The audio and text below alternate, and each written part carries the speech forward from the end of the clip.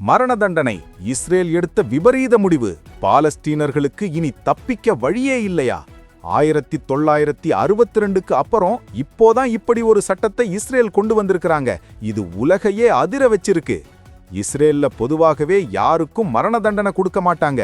கடைசியா 1962ல ஒரு நாஜி குற்றவாளிக்கிட்டான் கொடுத்தாங்க. ஆனா இப்போ நிலைமை தலைகீழா மாறிடுச்சு. பாலஸ்தீனியர்களுக்கு மரண தண்டனை விதிக்கிற புதிய சட்ட மசோதா இஸ்ரேல் நாடாளுமன்றத்தில் இப்போ நிறைவேறி இருக்கு. 62 உறுப்பினர்கள் இதுக்கு ஆதரவா வாக்களிச்சிருக்கிறாங்க. மேற்கு கரை பகுதியில இருக்கிற பாலஸ்தீனியர்கள் இஸ்ரேலியர்களை தாக்குனா இனி அவங்களுக்கு நேரடியா மரண தண்டனை தான். ஐநா மனித உரிமைகள் ஆணையமே இதை எதிர்த்து கண்டனம் தெரிவிச்சிருக்கிறாங்க. இந்த சட்டத்துல இருக்கிற 3 முக்கியமான விஷயங்களை கவனிங்க. 1. இராணுவ நீதிமன்றத்துல பெரும்பான்மை நீதிபதிகள் சொன்னாலே தூக்கு தண்டனை உறுதி. 2.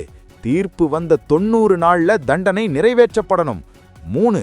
இஸ்ரேல் அதிபர் நினைச்சா கூட இந்த தண்டனையை ரத்து செய்ய முடியாது. இந்த சட்டம் போரை இன்னும் உக்கிரமா ஆக்கும்னு வல்லுநர்கள் எச்சரிக்கிறாங்க. உச்சநீதிமன்றத்துல இதுக்கு எதிரா மனுக்கள் தாக்கல் செய்யப்பட்டிருக்கு. ஒரு நாட்டுல மரண தண்டனை இருக்கிறது சரியா தப்பா? இஸ்ரேலோட இந்த முடிவு நியாயமா? உங்க கருத்தை கமெண்ட்ல சொல்லுங்க. மறக்காம சப்ஸ்கிரைப் பண்ணுங்க.